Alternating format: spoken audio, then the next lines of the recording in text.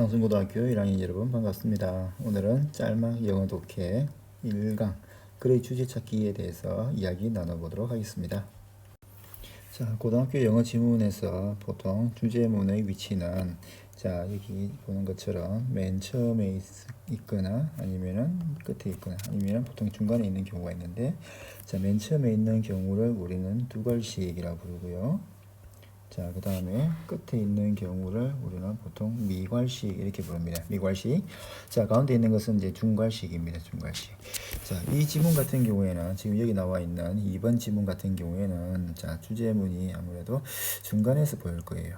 자, 이때는 보통 이제 많이 사용되는 경우가 뭐가 있냐면은 자, 연결어가 있는데 어떤 의미냐면 보통 역접의 연결어, 역접을 나타내는 연결어가 있을 거예요. 제일 대표적인 게 여기 또 나와 있지만은 but이라든지 아니면은 however와 같은 연결어들이 나와 있는 경우가 되겠고, 자, 이 역접을 나타내는 연결어 다음에 있는 말이 이제 뭐가 될 거예요? 바로 주제문인 경우가 많단 말이죠. 그렇죠?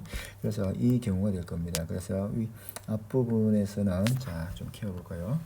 자, 여기 앞부분에서는 일반적인 우리는 보통 통념이라고 해요. 통념. 자, 이 통념 일반적인 사람들의 생각을 제시를 하고 그 실제로 그 중간 부분부터 이제 뭐가 나와요? 필자의 주장이 나오겠죠. 필자의 주장.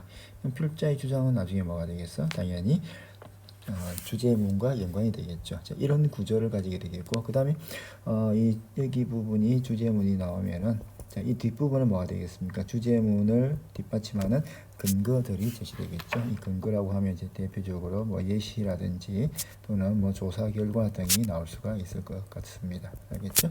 그래서 오늘 다루게 될 2번 지문이 바로 어떤 중괄식에 있는 전형적인 예문이 아닐까 생각이 듭니다. 알겠죠?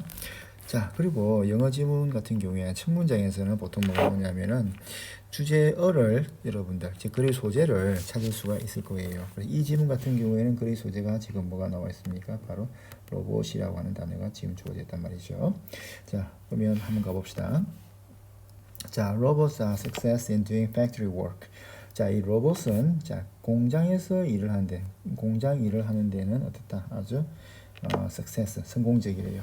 자, they excel at doing certain jobs over and over again. 자, 그 로봇들은 자, 어떤 일을 하는데 뛰어난데요. over and over again 하면 반복해서 뜻이 되겠죠. 반복해서. 자, 예를 들어 such as painting cars or drilling airplane wings.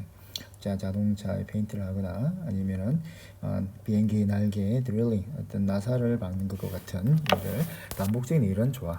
자, for this reason you might think that the robots will be as useful in home as they are in factory. 자, 그래서 여러분들은 주로 어떻게 생각할 수 있냐 하면은 자, 이 로봇이 as 하면은 이제 동등 비교라고 해요. 동등 비교. 자, 이 보면 나와 있죠? 뭐가 있겠습니까? 뭐만큼 뭐한이라고 했을 때는 동등 비교입니다. 그래서 이 로봇은 useful, 자, 쓸모가 있을 거라고 하는데요. 자, 뭐만큼이나 자, they are useful in factory. 여기서는 useful의 단어 생략됐거든요. 자, 그래서 독해 중간에 이렇게 보면 they are 다음에 뭔가가 빠져 있는 것 같죠, 그죠? 이럴 경우에는 보통 뭐냐, 생략된 문장, 생략된 부분이 있으니까 앞부분에서 찾을 필요가 있고, 여기 같은 경우에는 이제 useful이라는 단어가 지금 생략이 되어 있는 겁니다. useful.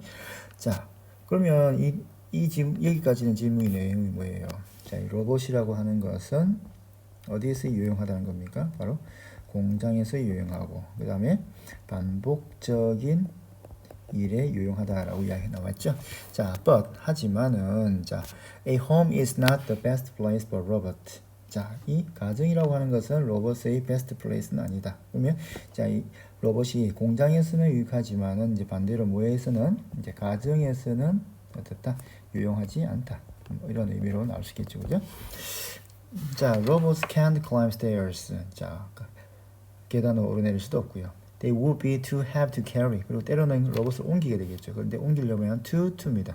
너무 뭐뭐해서 뭐뭐 할 수 없다는 표현이 되겠죠. 여기 보면은 to. 자, to. 자, 뭐뭐 해서 뭐뭐 할 수 없다. 너무 무거워서 옮길 수도 없어. 그 다음 also robot can't change their workplace easily. 자, 쉽게 어떤 작업 환경, 작업장도 바꿀 수가 없어요.